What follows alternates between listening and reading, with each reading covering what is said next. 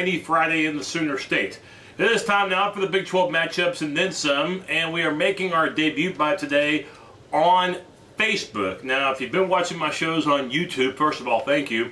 And you know that on YouTube we air 3 shows a week. We air 2 OU shows, a pregame and the postgame show, and we have the Big 12 matchups and then some. But lately on Facebook, I've only been showing the OU shows, but since we're now into the latter part of the college football season, the games carry more and more importance conference-wise and nationally. It's about time that we expanded our audience to Facebook.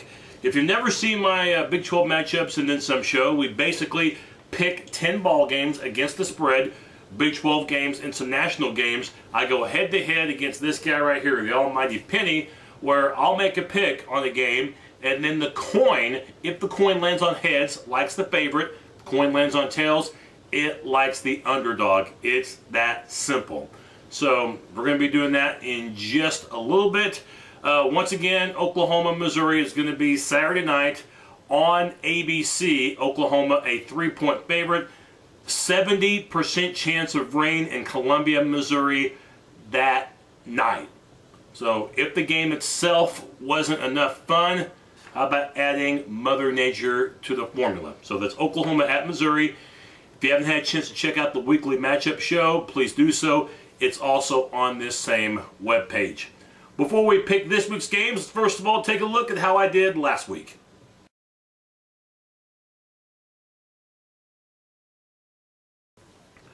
Last week, that's more like it. We had 3 consecutive losing weeks after the great start we got off to in September.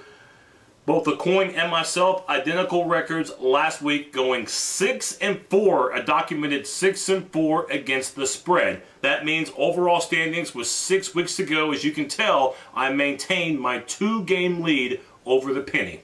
Now, it's time for this week's picks. Okay, it is time now to talk football, and we're going to be talking the Big 12. Nebraska's at Oklahoma State on Saturday. Oklahoma State, by the way, despite being undefeated, despite playing at home, is a 5.5-point underdog. People in Vegas might know something. Taylor Martinez and company last week for the Huskers were shut down by Texas. But remember, Nebraska shot themselves in the foot, dropping some potential touchdown passes. Oklahoma State's defense is improved, but pales in comparison to the Texas D, which had a lot of success against Nebraska just the week before. I would expect Martinez and the Nebraska offense to get back on track, to score a lot of points. And even though Oklahoma State on the offensive side is multidimensional and should have success against Nebraska, remember Nebraska's defense is pretty good, but at the end of the day, I think Nebraska's offense will outshine the Oklahoma State offense. So look for Nebraska to win minus the 5.5 and get back on the winning track, while the coin likes Nebraska too. Iowa State at Texas. Texas, of course, with a big win over Nebraska just the week before. Iowa State looked horrible against Oklahoma last week, and actually looked horrible the week before against Utah. Iowa State defensively can't stop anybody. The offense isn't going anywhere. Rumor is Iowa State might start a new quarterback against Texas. It won't matter. Texas might come in a little emotionally flat, but they're playing Iowa State, so asking them to cover the 21-point spread I don't think is a whole lot to ask, especially playing at home. So give me Texas minus the 21. The coin likes Iowa State. Kansas State is at Baylor. Kansas State back in the top 25 for the first time in a while, thanks to their rout at Kansas just a week prior. Baylor, by the way, won at Colorado, and Baylor for the 4th straight week is favored. Remember, the Bears have never gone to a bowl game since joining the Big 12 14 years ago, but they're 1 win away from Big 12 bowlish futility. They should get the win because they run the ball very well, especially with Griffin at quarterback. Kansas State is terrible at trying to stop the run. It's not a good matchup. I look for Baylor at home to win the game and to cover the 6 and to get to bowl eligibility with that 6th win, while the coin likes Baylor too. Texas Tech at Colorado in a game that's not easy to analyze because both teams have been inconsistent all season long. Colorado comes in as a 2.5-point underdog. Colorado has at least beaten decent competition, beaten Hawaii and beaten Georgia. Who's Texas Tech's most impressive victory been against this season? Yeah, off the top of my head, I can't think of one. Maybe SMU, I don't know. So I'm going with the home team when in doubt. Give me Colorado plus the 2.5, and the coin likes Texas Tech. And then finally, this might be the toilet bowl. Texas A&M loses their 3 straight, playing at horrific Kansas. But A&M, despite losing 3 in a row, comes in as a 14-point favorite. When was the last time you heard of a team on a 3-game losing streak but favored by double digits on the road? That doesn't happen every day. And there's a reason, because Kansas is awful, especially on the defensive side. And I look for Kansas's defense to have all kinds of trouble against A&M's offense. Look for the Aggie offense to shine, which they haven't done in a while. A&M minus the 14 in Lawrence, while the coin likes Kansas. The last 5 games we're going to pick are going to be national. By the way, for my pick on Oklahoma, Missouri, check out the weekly matchup show, which is also on this page. LSU at Auburn might be the game of the week nationwide, because both the Tigers and, well, the Tigers are undefeated. Auburn's at home. Cam Newton, that terrific Auburn offense. Auburn wins this game. Look for them to go up even higher in the BCS, and look for Cam Newton, the quarterback for Auburn, to be the front runner, the overwhelming front runner for the Heisman Trophy. I'll look for Auburn to win minus the 6 points. The coin, by the way, likes Auburn too. North Carolina is at Miami. We saw not too long ago that Miami's mortal at home because Florida State whipped them, and whipped them bad at Landshark Stadium. Miami, though, I think will bounce back. North Carolina, you never know what you're going to get with the Tar Heels.